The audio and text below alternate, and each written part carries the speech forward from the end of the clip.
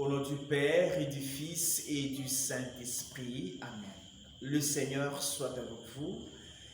Mes frères, mes sœurs, nous célébrons le deuxième dimanche de Pâques, dimanche de la divine miséricorde.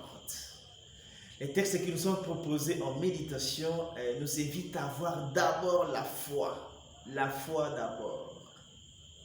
Dans la première lecture tirée du livre des Actes des Apôtres, au chapitre 2, versets 42 à 47, Luc nous donne les 4 piliers de la première communauté chrétienne. Et donc, les piliers d'une bonne famille, une communauté, une association qui se veut chrétienne, doit s'asseoir sur 4 piliers. Le premier pilier, c'est l'assiduité aux enseignements, l'écoute de la parole de Dieu. Le deuxième pilier, c'est la communion fraternelle. Le troisième pilier, c'est la fraction du pain ou la participation à l'Eucharistie. Et le quatrième pilier, c'est la prière. Et la suite de la lecture donne un détail comment s'y vivaient les 4 piliers. Savoir écouter la parole de Dieu, être assidu à l'écoute de la parole de Dieu, parce que la parole de Dieu doit être plutôt la lumière de notre route. Privilégier la communion fraternelle par le partage, l'attente. Avoir communion fraternelle ou cohésion comme souci. Aussi participer à l'Eucharistie et être assidu à la prière, habiter la prière. Ça suffit pour avoir le salut, vivre en présence de Dieu. Et dans la deuxième lecture, tirée de 1 Pierre 1, 3 à 9, Pierre rend grâce au Seigneur. Ici, 4 mots peuvent nous aider notre méditation. Le premier, c'est la résurrection. Le deuxième, c'est l'héritage. Le troisième, ce sont les épreuves. Le quatrième, le salut des âmes. Si nous avons part à la résurrection de Christ, si nous faisons tout le résultat avec le Christ, nous avons un héritage dans les cieux. Cet héritage dans les cieux, nous pouvons l'obtenir seulement si nous accueillons les épreuves.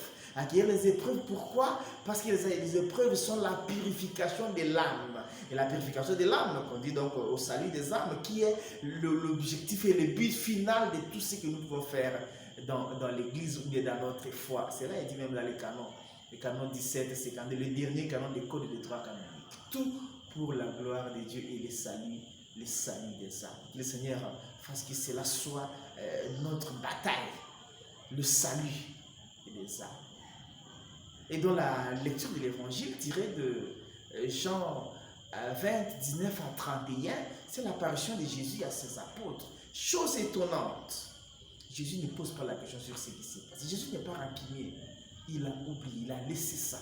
Il leur ajoute encore une puissance nouvelle, la puissance qui n'appartient qu'à Dieu seul, mais il donne ça aux hommes pour qu'ils pardonnent les péchés. Exemple à suivre, savoir pardonner, savoir oublier et continuer. On t'a fait du mal, tu es victime et décision de cela, laisse ça derrière et avance. C'est ce que Jésus fait avec ses apôtres. Il institue ici le sacrement de la réconciliation, le sacrement de la confession.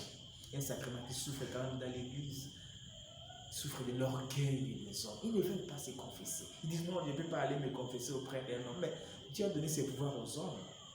C'est de l'orgueil qui nous fera rater le Seigneur. Le Seigneur nous aide à nous humilier, à être humble. Un sacrement de l'humilité, preuve de l'humilité de l'homme. Jésus reproche aussi à Thomas son incrédulité. L'incrédulité, c'est la recherche des signes. Tu es dans l'église, tes prières seulement demandent les signes et les miracles. Ce n'est pas la foi. C'est de l'incrédulité.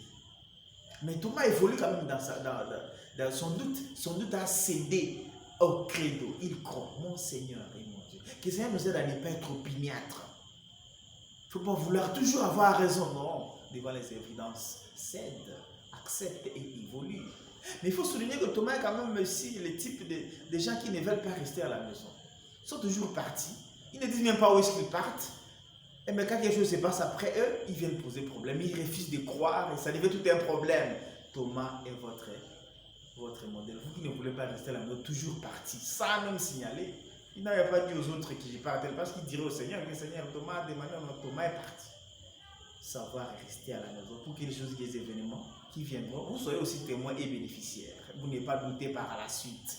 ou bien à la limite, dire où est-ce que vous partez, signaler si des sorties. Les tomates, nous en avons beaucoup dans nos maisons et dans nos communautés. Que le Seigneur augmente en nous la foi. Que nous ne soyons pas de ceux qui cherchent toujours ici. Qui nous aide aussi à être miséricordieux, comme lui-même est miséricordieux. Que Dieu Tout-Puissant vous bénisse et vous garde, le Père, le Fils et le Saint-Esprit.